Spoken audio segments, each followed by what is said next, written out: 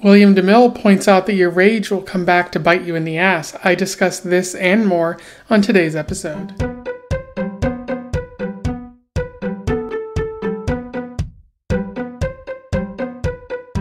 Thank you, Mysterious Voice, and welcome back to Around the Weird, a booktube channel where I talk about all the unusual and out of the ordinary literature that I've found in my travels. Today it is Short Story Tuesday, a wonderful day to talk about the short form literature that I've encountered. And today's short story is all about rage and poison. I am referring to Ruthless by William deMille, which was published in 1945. For those who don't know, William deMille was an American writer who lived between the late 1800s and about 1955. He was known for writing movies more often than not. A lot of the movies that he wrote came from the pre-Hollywood Code time of Hollywood, so before like 1933-ish. Basically, the code was like you have to make movies in a certain way where the bad guy gets their comeuppance and the heroes only do certain good things. There's no sex on screen, just a bunch of really restrictive kind of things. Whereas pre-code movies, you could really make anything that you wanted. And I'm referring to the Hays Code, to be specific. It's really interesting to look more into that.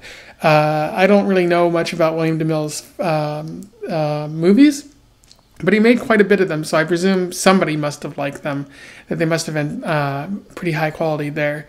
It doesn't appear that deMille wrote much in the way of just books or anything like that. It seems like most of his craft was done to movies, but it appears he did write a couple short stories here and there. And it should also be noted that his brother was Cecil deMille, who a lot of people recognize as like a big Hollywood director. He wrote The Ten Commandments, The Greatest Show on Earth, as well as many other things. So it seems that there's a pretty talented family here. And without further ado, let's talk about Ruthless. I will do a summary, a little bit of analysis, and we will move on from there. So Ruthless focuses on a man named Judson and his wife, who are at a vacation cabin. And they're dealing with previous burglars who broke in, mainly stole food or just their alcohol or something like that. The wife hasn't really thought much of it since they didn't steal anything valuable, but Judson is a very ruthless and unfriendly type of person, and so he's determined to make sure that this never happens again. He as the story progresses, he puts poison in a half full bottle of bourbon. Rat poison specifically, so that anyone who breaks in and drinks the bourbon will be killed. His argument is that he has a right to shoot anyone who breaks in and tries to steal from him, like a stand your ground type thing. And so that should apply the same to putting rat poison in the bourbon. As long as no one breaks in and drinks it, everyone should be fine. But the wife is against it. It's very inhumane, and after all the burglars are doing are just stealing food and stuff that can be easily replaced. It's not like they're coming for money or anything more valuable than that. And she just encourages him to go back home and go back to their lives. But again, Judson is a very vindictive kind of person and just puts the poison in the bourbon, and that is that. At this point, his wife goes to tell Alec, the landlord, about the poison. To maybe deter him or even get him to trade it out so that it's just regular bourbon again. But as she's going to do that, Judson trips on an acorn that a chipmunk or a squirrel was trying to store, which is funny. And he's dazed. As he comes to, Alec notes that he's not hurt or anything. He's just dazed, and so he's like, "Drink this, you'll feel better." And it's hinted, or not really said, but it's bourbon. The bourbon that Judson had poisoned, and as the story comes to a close, it's implied that he's likely going to die because he drank the bourbon. In terms of analysis, there is a fair bit to talk about in this short story. It's only 3 pages long, really short, but you get like a whole lot of things worth discussing, and like you really get the point of what deMille is trying to say here.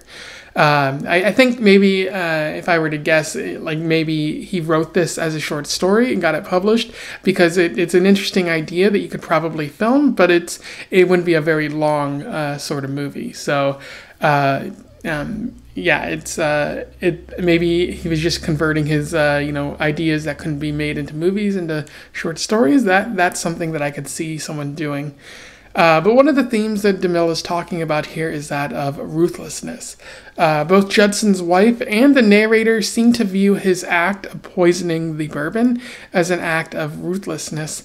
His wife even says this is par for the course with Judson's previous behavior in business and his job.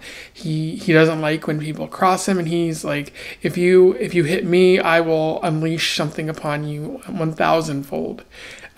Even worse. So someone's stealing his food. Well, he's gonna poison that and make sure that anyone who steals it suffers for their actions. And essentially, what this is like it's murder for simple burglary. Like someone's breaking into your house and you're killing them. And as Judson's wife says, like the law doesn't even sentence thieves to death in these parts. So why are you doing that? It doesn't really make any sense. But as Judson's wife seems to think this is part of his larger personality, not very healthy. And so you do have a question like, who is right here? Is it right for you to poison like people for stealing from you to deter their behavior, or is that inhumane and there are better ways to take care of that? I certainly believe, and I'm pretty sure you out there might believe, that that's inhumane. And if you don't think it's inhumane, let me know in the comments below if you think it's right. Obviously not in a trolling manner. Don't try to troll, but like if you think it's right that he's poisoning and stuff, that's an important voice that needs to be heard. That's worthy of discussion right there. But I think that his wife is right, and I think that deMille, based on what happened in this story, believes that the wife is in the right here. That it's not worth it, especially for a crime so small, and it's like disproportionate type of action to poison and hurt someone for this kind of thing. Another interesting aspect of the story is Judson's wife's horror at her husband's behavior. It's such a nice touch because it's not simply the fact that he's doing it. She notes that he's been this way before. Once she sees him get in this mood, he's not easily persuadable, and there's a sense of fear, like a larger fear with her husband. Obviously, like, deMille isn't going so far as to say he's being abusive, but there are people like this in reality who are like very angry and mean and whatnot, who lash out at others, and you find out later that they're actually abusing their family members, which you could probably make an argument here that that's the type of person that Judson is. That he's so ruthless and uncaring and mean, and he hates his fellow man so much that he's just gonna try to cause as much harm as he can. And this is what happens to those kinds of people. In the end, their own anger and their own rage get at them, and it causes them to do something foolish like this. And so you really get like a good insight with the wife's horror here, because this is not a one-time thing. This is something that Judson has been probably doing or like behaving as for quite some time, and it just hasn't caught up to him until this point. And the last thing worth noting in this story is, of course, the irony. I think this is a good example of textbook irony. Judson's fury hurts himself in the end. He puts the poison in the bourbon, and then he accidentally drinks it when he's dazed at the end of the story. You see, classic examples of irony in many stories, but I feel like if you were teaching a high school class or even a middle school class, this would be a good story to give to those students. It's short, but it gets at the point of the dangers of rage towards other people and how it could come back to bite you. But it's an example of an ironic twist happening to a person in a story. And what's more is his wife sensed that this would happen. She was obviously afraid for how this would affect other people, but she knew that this might come back and bite them in the butt. That if he didn't go to jail because of the action, that he might accidentally drink the liquor himself and end up dead. If not, in a situation like this, which is a kind of a comedy of errors when you think of it. But in a situation where like next summer, if nobody had come and like drank the alcohol while they were away, they would have come back, and Judson would have been like, "Hey, bourbon, excellent, something to tide while we start our vacation," or something like that. And then he would have drank it, and then he would have died because he would have forgot. Like he probably wouldn't have remembered. Doesn't seem like the kind of person to really remember that sort of thing. But so it would have been ironic no matter what happened to him. It's just whether it happens now or a year from now. Anyway, those are my thoughts on Ruthless by William deMille. A pretty short story, but one that is very effective and very interesting to read. I highly recommend it to you out there. I will put a link to it in the description because it's easy to find online. So let me know your thoughts in the comments below or anything like that. I would love to hear from you. But other than that, please like, share, and subscribe so that more people can find out about this short story or this author if they do not already know.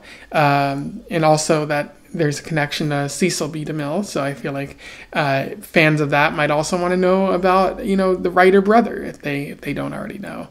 And until then, I wish you the best of luck in your weird and anger-filled travels. Farewell.